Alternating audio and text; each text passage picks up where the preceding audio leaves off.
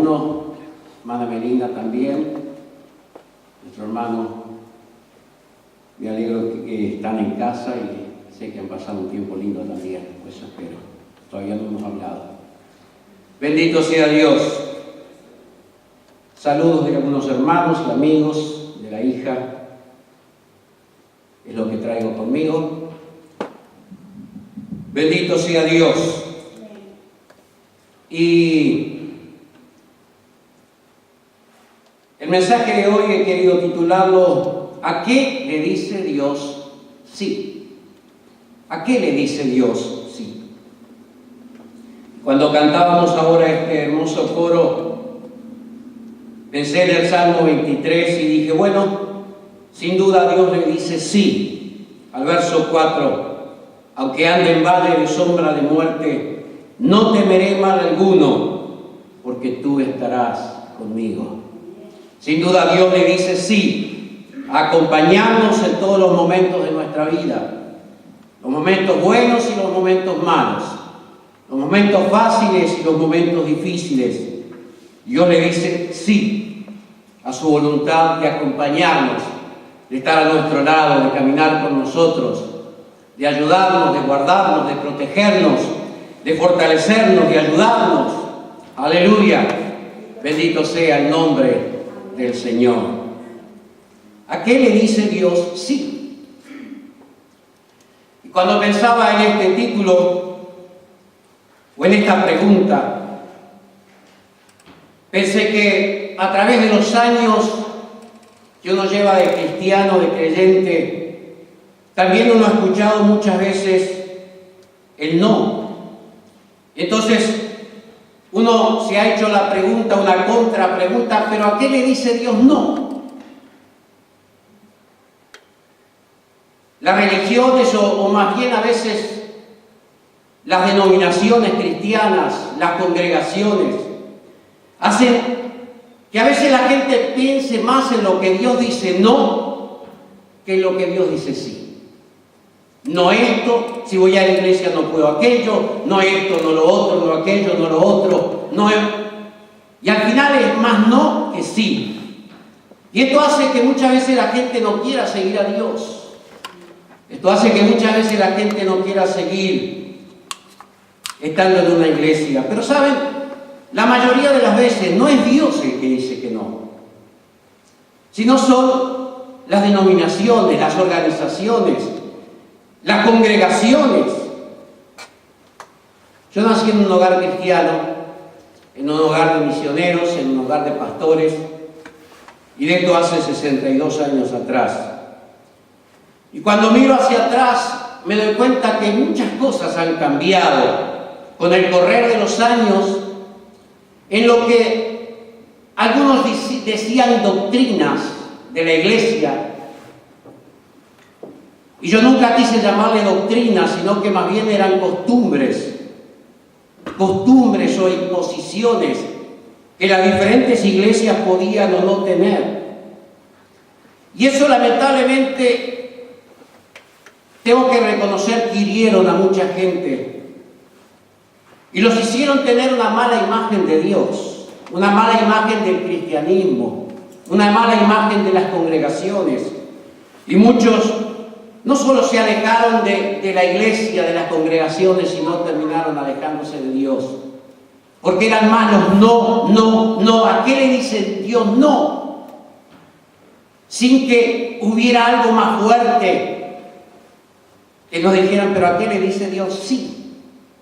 ¿A cuántas cosas Dios le dice sí?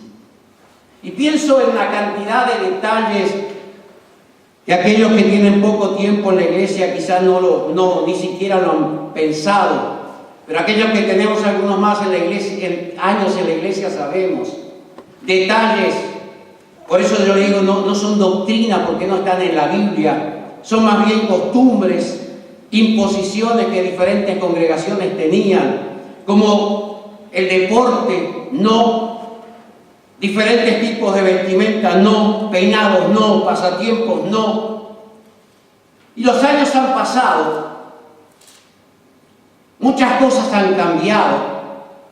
Y por ejemplo, pienso en el deporte y pienso en en un equipo de fútbol como el de Brasil, que antes de entrar a la cancha se juntan a orar a Dios para pedir a Dios que los ayude en el partido, que los ayude de lesiones. Cuando termina el partido, ustedes lo han visto en los mundiales o en otros, se juntan alrededor del centro de la cancha, se toman de la mano y dan gracias a Dios porque el partido terminó bien, hayan ganado o hayan perdido. Hoy tenemos en Uruguay a lo que yo le llamo un embajador de Cristo. Aquellos que siguen el fútbol saben el nombre de Edison Cavani, goleador en Italia, nada menos.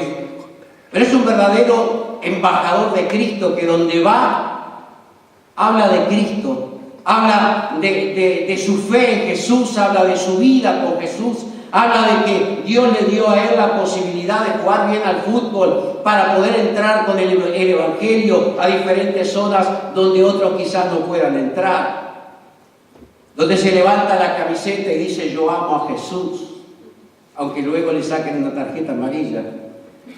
Pero cuando yo era adolescente y aún cuando era joven, ir al estadio a ver un partido de fútbol, jamás. Quizás no era pecado mortal, pero era feo, no era bueno, no era buen testimonio. Y ser jugador profesional, bueno, menos que menos, ni ahí, como se dice. Y otras cosas, qué sé yo, ir al cine, jamás, cuando uno era adolescente o joven, era pecado o era algo terrible, malo. Y hago un paréntesis, claro que no voy a ir al cine a ver cualquier porquería. Un cristiano no lo hace y no lo debe hacer. Y pienso en la palabra de Pablo cuando dice, todo me es lícito, lo vamos a estudiar cuando empecemos Corintios. Pablo dice, todo me es lícito, pero agrega, pero no todo me conviene. No todo me conviene. Y hay cosas que podemos ir a ver y hay cosas que no nos conviene ir a ver como cristianos. Pienso en otra cosa, qué sé yo, el baile. Aunque la Biblia habla de que, y hoy Pablo nos invitaba a danzar cantando al Señor, pienso en el rey David cuando entra en la ciudad de Jerusalén con el arca y comienza a danzar y hasta la esposa se agarra de los pelos y dice, ¡qué vergüenza! El rey David danzando frente a las doncellas de Jerusalén. Pero estaba feliz, estaba alegre. ¿Por qué? Porque traía la presencia de Dios consigo. Pero claro, quizás cuando pienso en ir a bailar a un club, a un pub, a una boate, quizás ahí se prende la luz de Pablo que me dice, no todo me conviene. No todo me conviene. Y así podía seguir con un montón de ejemplos que en mi tiempo eran cosas que no se podían. La vestimenta, claro que la Biblia habla de vestirse decorosamente, de vestirse decentemente, pero el poner 15 centímetros la pollera abajo porque 1 centímetro arriba ya era pecado y cosas por el estilo. Estamos hablando de no doctrinas bíblicas, estamos hablando de costumbres de iglesias o de denominaciones.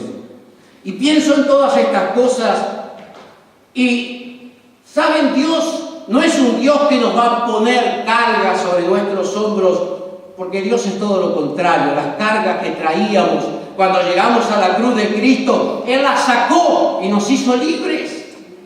Así que Dios no nos va a imponer cargas con un montón de cosas. No nos quiere Dios hacer volver a la ley fría, a la ley dura, que si miramos casi nadie la podía seguir.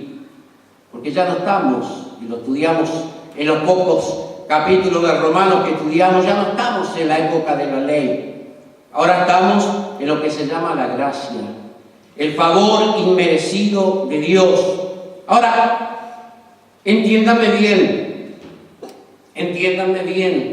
No estoy hablando que ahora el cristianismo es hacer cualquier cosa y vivir de cualquier manera. No, claro que no. Porque para eso tenemos la Biblia, que es la guía por la cual y a través de la cual sabemos cómo caminar en la presencia de Dios.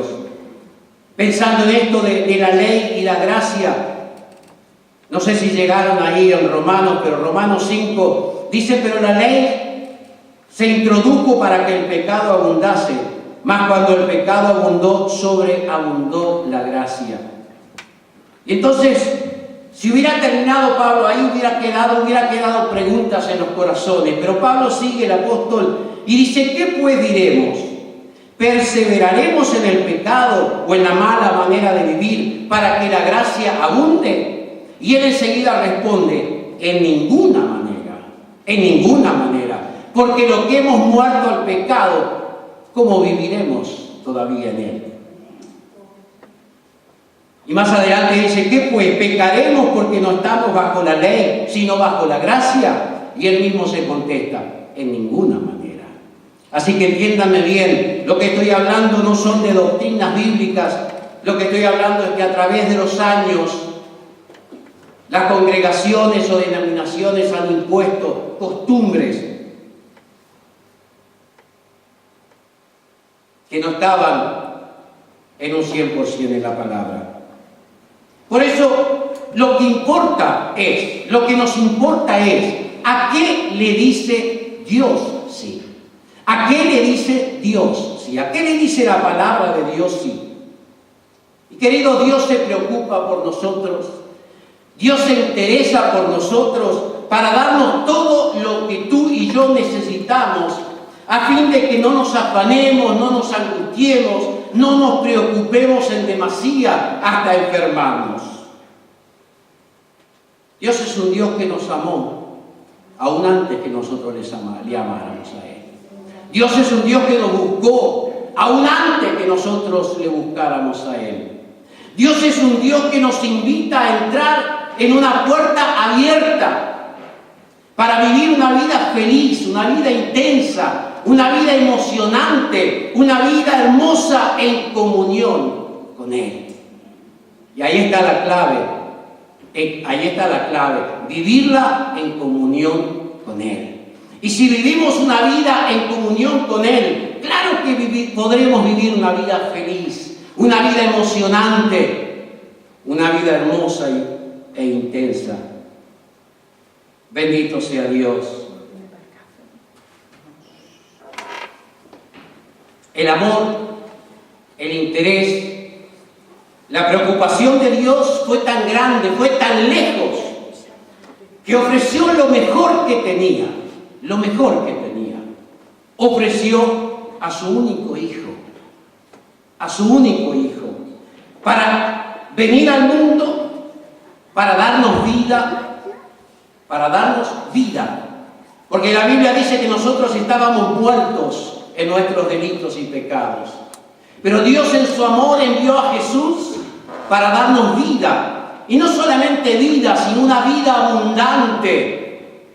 Y no solamente una vida abundante en la tierra, sino una vida hermosa, eterna en el más allá. Amén. Bendito sea el nombre del Señor. Queridos, la Biblia está llena de promesas en cuanto a lo que Dios nos dice sí. Está llena de promesas. El apóstol a los Corintios dice: porque todas las promesas en Dios, todas las promesas de Dios son en Él, en Jesús, sí y amén. Sí y amén. O sea, sí y así sea. O sea, a través de lo que Jesús hizo en la cruz, a través de su sacrificio, a través de su muerte, eso hace que Dios pueda cumplir sus promesas en cada uno de nosotros y cada día. Hay infinidad de promesas de Dios en la Biblia. Pero Dios no las podría llegar a cumplir si Cristo no hubiera venido a la tierra y entregar su vida y hacer lo que hizo por cada uno de nosotros. Pero eso como que soltó las promesas de Dios para tu vida y para mi vida, cada día de nuestra vida. Bendito sea el nombre del Señor. El escritor a los Hebreos dice: fiel es el que prometió. Fiel es el que prometió. Y el apóstol Pedro en su segunda carta dice: Dios nos ha dado grandiosas y preciosas promesas. Promesas que son para tu vida, para mi vida. Promesas que son para nuestra familia, nuestro hogar. Promesas que son para la iglesia. Bendito sea el nombre del Señor. Dios se interesa por nosotros. Querido, Dios se preocupa por nosotros y Dios le dice sí. En primer lugar, a la salvación de nuestra alma. Dios le dice sí al perdón de nuestros pecados. Dios le dice sí a la liberación de nuestro espíritu y de nuestra alma. Dios le dice sí a la restauración de nuestra vida, a la restauración de nuestro ser caído en pecado. Dios le dice sí al cambio de ser esclavos del diablo a ser ahora libres por Jesús. Dios le dice sí a cambiar de una muerte eterna a una vida eterna. En segundo lugar, y estas dos cosas las quiero ver hoy, Dios le dice sí a nuestra salud. Dios le dice sí a nuestra salud física. Si Dios quiere, en la próxima oportunidad seguiremos y veremos cómo Dios le dice sí a nuestra economía. Dios le dice sí a la unidad que debe haber en el hogar, en la familia y en la iglesia. Y vamos a ver cómo Dios le dice sí a un futuro eterno que tendremos en la presencia de Dios. Pero hoy me quedo con las dos primeras cosas. Lo primero, Dios le dice sí a la prosperidad de nuestra alma. Pienso en el apóstol Juan en su tercera carta, el verso 2, donde dice: amado, yo deseo que tú seas prosperado en todas las cosas y que tengas salud, así como prospera tu alma. Hay tres cosas donde vemos el deseo de Dios para con nosotros. Yo deseo que seas prosperado en todas las cosas, así como tienes salud. Pero lo más importante es así como prospera tu alma. O sea, la principal preocupación, el principal interés de Dios para con tu vida y para con mi vida es la prosperidad de nuestra alma. Bendito sea Dios. Dios le dice sí a la prosperidad de nuestra alma. Él quiere pasar de ser el creador a ser nuestro Padre. Él es el creador de toda la raza humana, porque nosotros creemos en la creación. Él es el creador de toda la raza humana, pero Él quiere pasar de ser el creador a ser nuestro Padre. Juan escribe en el Evangelio, capítulo 1 y verso 12: mas a todos los que creen en su nombre, o sea, en el nombre de Jesús, a todos los que le reciben, les dio el derecho, la autoridad, la potestad, el poder de ser llamados hijos de Dios. Hijos de Dios. Aleluya. El prosperar en nuestra alma, el prosperar el alma es un proceso. Es un proceso. Un proceso que comienza con escuchar de Dios, que luego sigue con creer en Dios, que da un tercer paso en aceptar a Dios como Padre. Al mismo tiempo es aceptar a Jesús como nuestro Salvador, como aquel que perdona nuestros pecados, como aquel que nos da libertad. Bendito sea Dios. Pablo a los romanos dice: ¿cómo invocarán? La Biblia dice: el que invocare el nombre del Señor será salvo, ¿verdad? Ahora Pablo dice: ¿cómo invocarán a aquel en el cual no han creído? Y después sigue preguntando: ¿y cómo creerán en aquel del cual no han oído? Por eso digo, es un proceso el prosperar nuestra alma, espiritualmente hablando. Un proceso que comienza cuando yo escucho de Dios, cuando luego entra fe en mi alma y comienzo a creer en Dios. Y llega el tercer paso cuando acepto a Jesús en mi corazón como mi Salvador y mi Señor. Y eso automáticamente me lleva a ser ya no solo una creación de Dios, sino un hijo de Dios, una hija de Dios.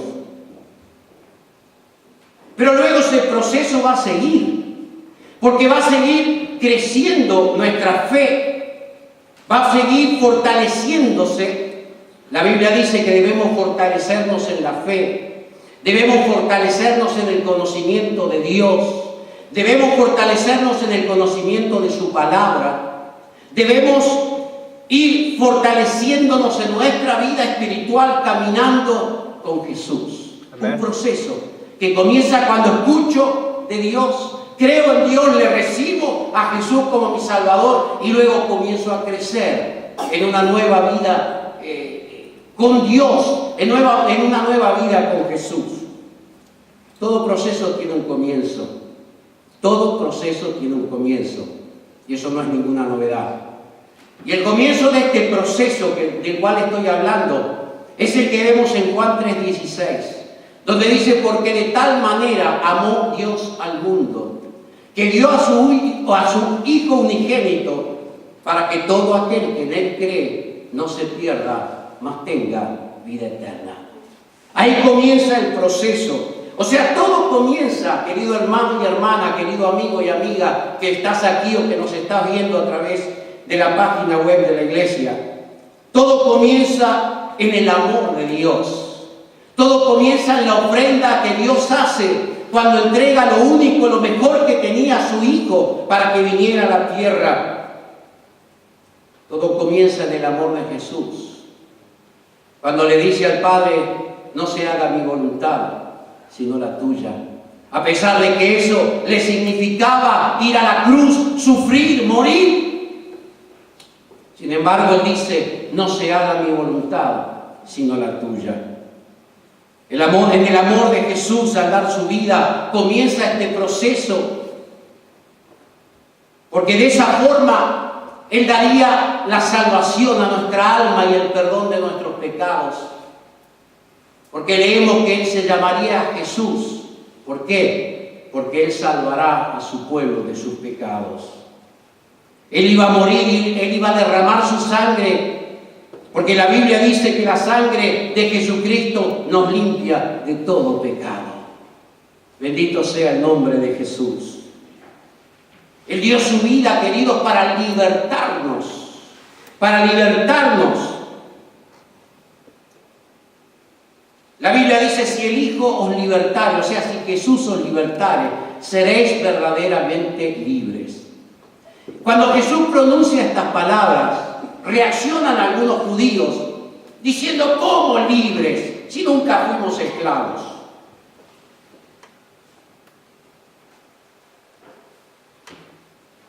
Y esa es la actitud que muchos quizás tienen. Pero ¿saben una cosa? El ser humano lo quiera reconocer o no. Repito, el ser humano lo quiera reconocer o no, es esclavo del pecado. Y es esclavo del diablo. Por eso es que Dios le dijo sí a la libertad de la esclavitud en que tú y yo estábamos. Dios le dijo sí a hacernos libres. Por eso Jesús vino al mundo a romper las cadenas que nos ataban. Amén. Aleluya. A romper las cadenas que nos ataban y hacernos libres. Amén. Libres del pecado, libres de los vicios, libres de temores, de odios, de rencores. Aleluya. Él nos quiere hacer libres. Libres para amar a Dios, libres para servir a Dios. Pero escúchame, libres también para amar a nuestro prójimo. Amén.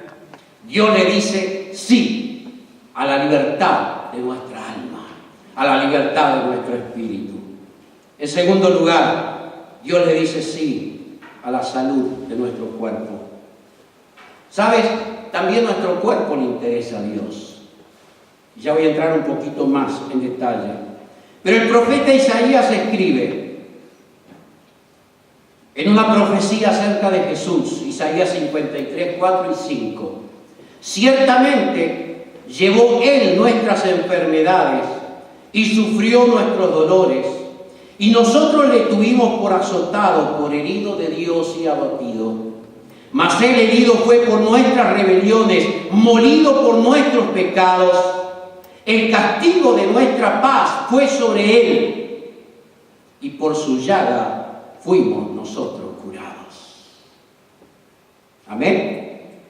Es una promesa de Dios. Y por su llaga fuimos nosotros curados. Lo que Jesús hizo en la cruz tiene consecuencias en todo nuestro ser. Nosotros somos un ser tripartito, espíritu, alma y cuerpo, ¿verdad? Espíritu, alma y cuerpo. Y lo que Jesús hizo en la cruz tiene consecuencias para todo nuestro ser, para el espíritu, para el alma y también para el cuerpo.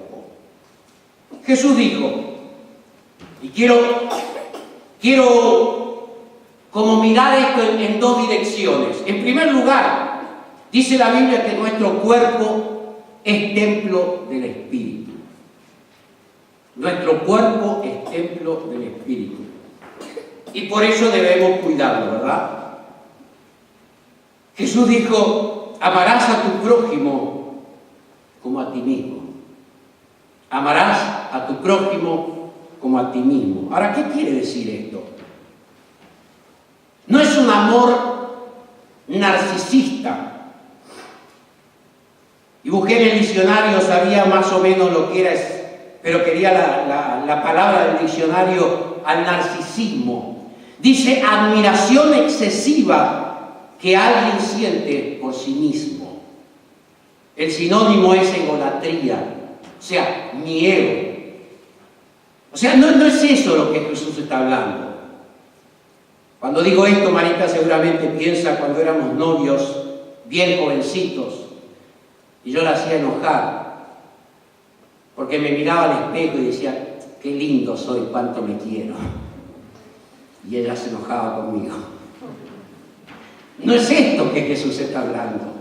Cuando dice, amarás a tu prójimo como a ti mismo. Yo lo que creo que él estaba diciendo es que debemos amar nuestro cuerpo. No por el cuerpo simplemente que es, porque es una maravilla de Dios. Solamente Dios puede haber creado la maravilla que es el cuerpo humano. Sino también porque el cuerpo es templo del Espíritu Santo. Eso es lo que dice la Biblia. El cuerpo es templo del Espíritu. Y por eso debo cuidarlo. Cuidarlo de algunas cosas. Cuidarlo del exceso de trabajo. Cuidarlo de la mala alimentación. Cuidarlo de los vicios que destruyen el cuerpo, que es el templo del Espíritu. Cuidarlo de darle el descanso que el cuerpo necesita. O sea, voy en una dirección hablando de la salud que Dios quiere para nuestra vida. Amado, yo deseo que seas prosperado en todas las cosas y que tengas salud, así como prospera tu alma. Ese es el deseo de Dios. Pero entonces, en primer lugar, nuestro cuerpo, que es templo del Espíritu, tú y yo debemos cuidarlo. Pero aparte de eso, de cuidar nuestro cuerpo, cuando Dios crea al ser humano, lo crea sano, lo crea perfecto. Cuando Dios creó todas las otras cosas y también crea al ser humano, dice la Biblia, y vio Dios que era bueno. Que era bueno. Dios no iba a crear algo malo, algo torcido, algo que no fuera perfecto. Ahora, cuando el pecado entra en el mundo, cuando el pecado entra en el ser humano, se comienza a destruir todo. Y a partir de ahí es que entra también la enfermedad en el cuerpo humano. Por eso nos enfermamos. Por eso nos enfermamos. Ahora, Dios tiene control de todas las cosas, y eso cantábamos hoy en este último coro hermoso. Dios tiene control de todas las cosas, Dios quiere lo mejor para nosotros. Pero claro, la pregunta es, ¿y entonces por qué nos enfermamos? Si la Biblia dice, amados, yo deseo que tú seas prosperado en todas las cosas y que tengas salud. ¿Por qué nos enfermamos? Bueno, ya lo dije, en primer lugar por el pecado. Cuando el pecado entra en el ser humano, se comienza a destruir todo lo bueno que Dios había hecho. Y también por el mal cuidado del cuerpo. Pero la obra que Jesús hace en la cruz fue completa. como lo dije antes, fue completa para salvar el alma, para libertarnos de la esclavitud del pecado que estábamos y también para sanar nuestros cuerpos. Ahora, viene una pregunta que tantas veces me han hecho y que por ahí hasta yo me la hago también, a pesar de haber predicado el Evangelio tantos años. ¿Por qué no todos se sanan? ¿Por qué no todos se sanan? Y la verdad es que no tengo una respuesta que dar. Y por otro lado, si me permiten decirlo así, no es problema mío. Y yo no soy quien para ponerme a discutir con Dios. Lo que yo hago como predicador es predicar, es enseñar lo que la Biblia dice, es creer lo que la Biblia dice. Y la Biblia me dice, sobre los enfermos pondrán las manos y sanarán. La Biblia me dice, Santiago escribe, si alguien está enfermo, llame a los ancianos de la iglesia y estos le unjan con aceite en el nombre del Señor. Entonces, Dios le dice sí a la salud de nuestro cuerpo. Pero, quiero decirlo, que aunque los enfermos se sanen o no, cuando yo oro predicando luego la palabra, yo seguiré creyendo que la Biblia es la palabra de Dios. Amén. Yo seguiré creyendo que las promesas de Dios son también para mi vida. Amén. Y voy más allá. Dios me sane a mí o no, yo seguiré creyendo en su palabra. Yo seguiré creyendo en sus promesas y yo seguiré predicando la palabra de Dios. Sea bendito el nombre del Señor. Porque Dios sabe todas las cosas y Dios tiene todas las cosas bajo control. ¿Cuántos dicen amén? Dios tiene todas las cosas bajo control. Nada escapa a su contralor. Bendito sea el nombre del Señor. Aleluya. Entonces Dios le dice sí, en primer lugar a la salvación de nuestra alma. Dios le dice sí a la liberación de nuestra alma que estaba en esclavitud. Dios le dice sí al perdón de nuestros pecados. Y Dios le dice sí a la salud de nuestro cuerpo. Si Dios me permite, en otra oportunidad seguiré con las otras tres cosas. Pero para terminar, quiero decirte, hermano y hermana, no te preocupes. Dios ha tomado, toma y tomará cuenta de ti. Dios tomará cuenta de tu vida. Dios tomará cuenta de todas las cosas a tu alrededor. Porque Él se preocupa por ti, porque Él se interesa por ti y porque Él quiere lo mejor para tu vida. Sea bendito el nombre del Señor. Termino con tres textos de la Biblia. El primero lo encontramos en Mateo capítulo 6, donde Jesús dice, no te afanes por el mañana. El mañana está en las manos de Dios. Solamente confía en Él. El segundo texto lo encontramos en el Salmo 55, donde dice, echa sobre Jehová tu carga. Aleluya. Y Él te sustentará y Él te sostendrá.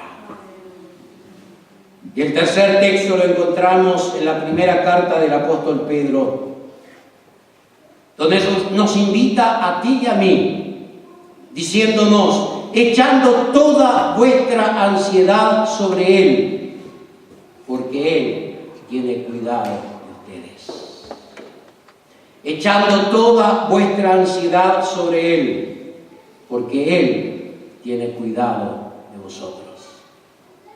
Y que esta es la palabra que quede en tu corazón, en tu mente, en tus oídos resonando. Dios tiene cuidado de mí.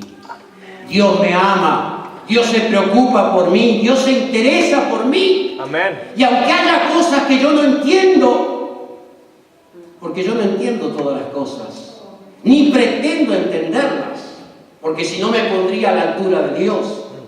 Y Dios es tanto más grande que lo que yo pueda hacer.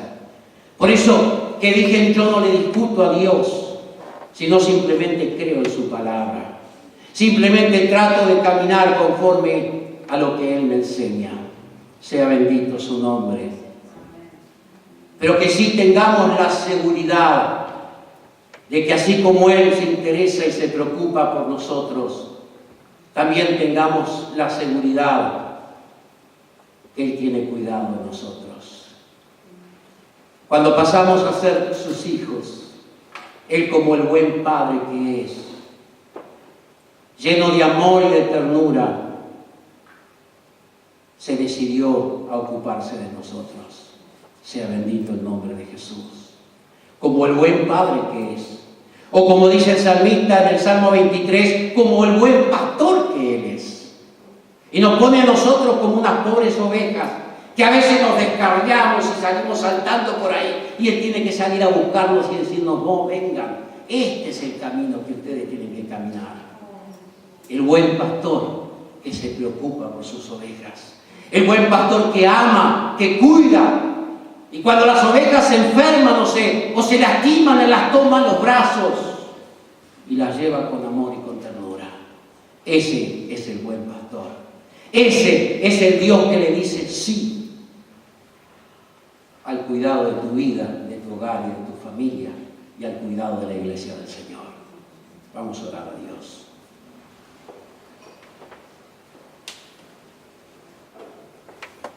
Padre, bendigo y alabo tu nombre, Señor. Bendigo y alabo tu nombre, Dios. Te doy gracias porque tu palabra es verdad, Dios.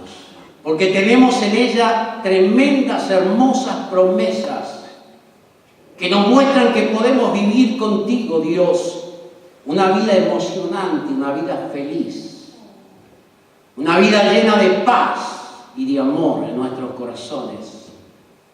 Porque tú nos has hecho libres, Jesús. Tú le has dicho sí a la libertad de nuestra alma. Libres del pecado, libres de vicios, libres de rencores, de odios, de temores, de angustias. Libres. Por eso te alabo y te bendice mi alma en esta hora. Te doy gracias porque tú eres un Dios que se preocupa por nosotros. Tú eres un Dios que se preocupa por mi vida, por mi cuerpo, por mi alma, por mi espíritu. Tú eres un Dios que se preocupa por mi hogar, por mi familia. De la misma manera que tú te interesas y tú te preocupas por la vida de cada uno de mis hermanos y hermanas que están aquí en la iglesia y por aquellos que nos están escuchando o que nos están viendo. Que esta palabra pueda resonar, oh Dios, en el corazón y en los oídos y en la mente de cada uno. Aun cuando vengan momentos difíciles en la vida, que resuenen en nuestros oídos las palabras que dicen, Dios se preocupa por mí. Dios quiere cuidar mi vida, mi hogar, mi familia y todas las cosas que están a nuestro alrededor. Padre, bendice a cada uno de los que me han escuchado en esta oportunidad. En el nombre de Jesús, tú sabes si hay quienes están pasando por momentos difíciles, donde la vida parece que tambalea, quizás el hogar, la familia está tambaleándose. Dios, que cada uno pueda llevar o tomar la decisión a entregar todas las cosas en tus manos, Dios. Creer en ti, confiar en ti, descansar en ti, oh Dios. Porque tú tienes control de todas las cosas. Tú quieres hacer las cosas de la mejor manera para bendecir nuestras vidas. Te alabo y te bendigo, Dios, en esta hora y te doy gracias.